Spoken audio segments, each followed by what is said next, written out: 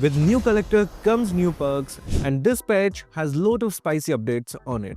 So let's not waste any time and get straight into it. Hi guys, Kazuki here, and in this video we are going to unpack everything that came along with patch note 2.1.42 that came in the advanced server. Alright, let's run through the hero adjustments first. Let's start with Benedetta, and yeah, this one basically a rollback. Moontun saying they need more time to figure her out. So they have reverted the previous tweaks to her passive. The smoother, faster sword out slash animation. It's back to the old force swing timing. But to compensate a bit, her sword out slash damage is getting a small bump, going from 200% to 215% total physical attack. So she hits slightly harder, but she is not slippery as she briefly was. Benedetta, you are basically back to the muscle memory mode. Moving on to Angela, and this is a straight up nerf.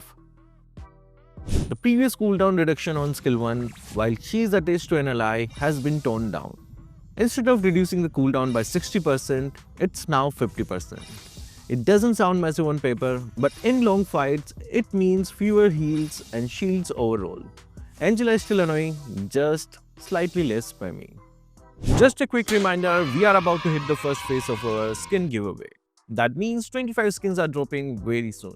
Yep, 25. Not 2, not 5, 25. All I ask is a little loyalty, hit that subscribe button and comment your favorite thing about Kazuki Official down below. We are only about 12k subs away from the target. Now Joy mains, this one's juicy.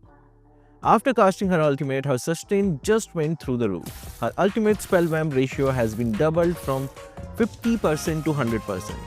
Yes, doubled. But there's a catch. When you hit all beats perfectly, the extra spell vamp is reduced, dropping from 40% to 25%. Basically, she is way harder to kill during her ultimate, but perfect execution isn't as over-rewarded as before. Still a big win for aggressive Joy players. Next up, Link gets a small but very important buff. His attack speed scaling has been increased from 40% to 60%. What this means in real game is simple. Attack speed items now feel way better on him. His DPS in extended fights improves and he scales a bit smoother into the late game without changing his core playstyle. Now let's talk about Mincetar because his ultimate just got more annoying in a good way. The slow inside his ultimate has been increased from 20% to 30%. And the cooldown has been reduced across all levels. Early game it's 55 seconds instead of 60 and late game it drops to 45 instead of 50. More slows more often. Team fight control just got better. Matilda is next and his buff mainly kicks in mid to late game. Her skill 1's damage decay now scales better. Previously, the follow-up damage dropped off hard at a flat 40%, but now it can go up to 60%. Meaning, if she is ahead or scaling well, her poke and burst feel way more threatening later on. Now for the nerf section, starting with Yi Sun-shin. His ultimate cooldown has been increased from 60 seconds to 70 seconds. That global vision button is still strong. But you will need to be more careful about when you press it. Less frequent map control, especially in early rotations. Eve also took a hit, mainly targeting her kiting power. Her skill 1 cast range has been slightly reduced and the movement speed boost after casting it has been nerfed from 55% to 40%. She can still control space, but chasing people down or endlessly dancing around fights is now harder. Baksha gets a subtle early game nerf. His skill 2 base damage has been lowered in early levels, though it slightly evens out later. This mostly affects his early jungle clears and early skirmishes. He won't bully as hard before mid game.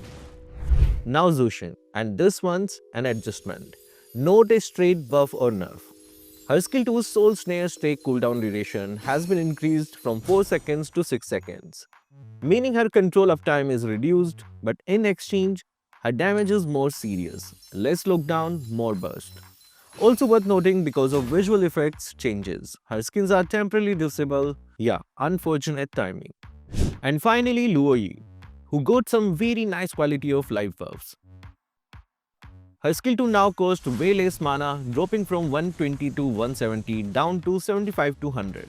And top of that, the cooldown skills better in the late game, going from a flat 12 seconds to as low as 10 seconds. More cast, less mana stress and smoother rotations in longer fights. Time for some other updates. Now this is exciting because we finally have the universal collector with us, and this one is farming aura on its own. It requires 500,000 or 5 lakhs to unlock this collector. And the loading effect, that alone is an absolute beauty.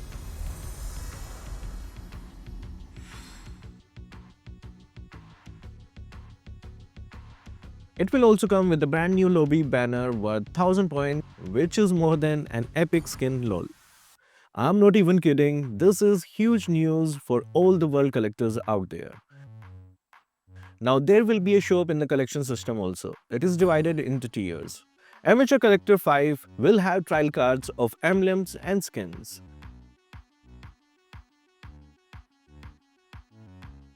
Expert Collector will have these rewards. For Re-On Collector, you guys can unlock this border trial for 30 days. Climbing up top, the Exalted Collector can unlock this chat bubble and an exclusive invitation border for a total of 30 days. Mega collectors can exchange this skin sharing gift. You can send this to any friend in lobby and he or she can use any skin you own.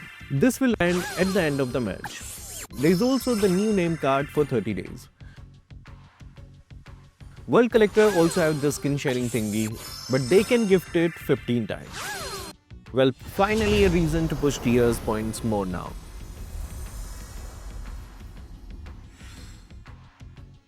Oh, speaking of points, don't forget to add 10 extra collection points with this new avatar border. Connect your account with any Philippines VPN and redeem this code in your account.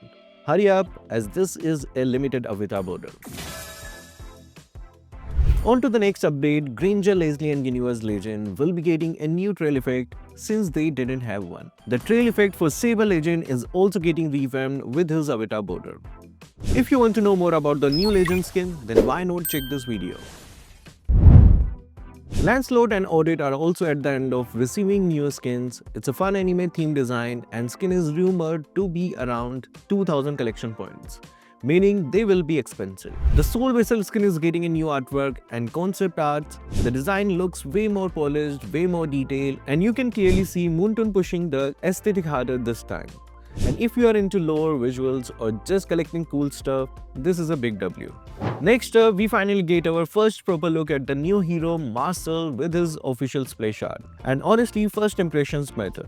And Marcel is already giving main character energy. But it doesn't stop there. We also have Marcel's skill icons revealed, which gives us a clear idea of his playstyle. If you want to know more about his skill effects, then why not check this video out. Now let's talk about fun stuffs.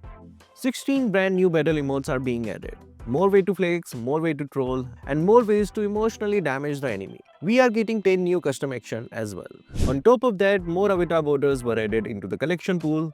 More variety, more exclusivity, and more way to take your profile stand out before the match even starts. We are also getting updated profile name cards icons. These are mix of something and the other. Next up is something collectors are going to love. An exquisite collection preview of Kimmy's Starbound Sentry and other revamped skins. With this, I think the new collector will drop soon, maybe in January next year. We are also getting a brand new Eternal Seasonal skin tag. Now here's where a lot of people are going to pay attention. The Exorcist series is coming back for resale.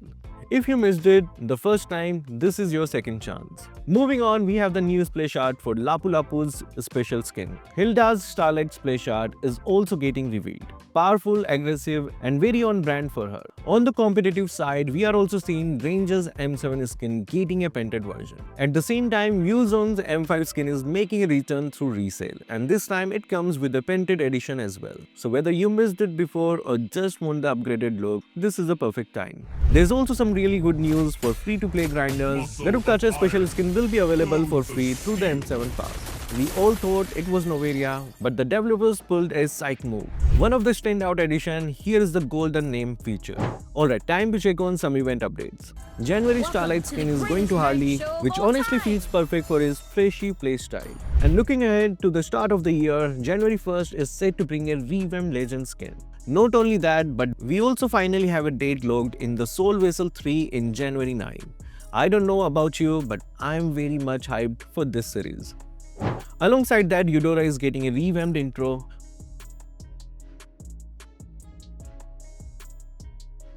plus updates to her basic skin as well. We will be seeing her soon in the original server update.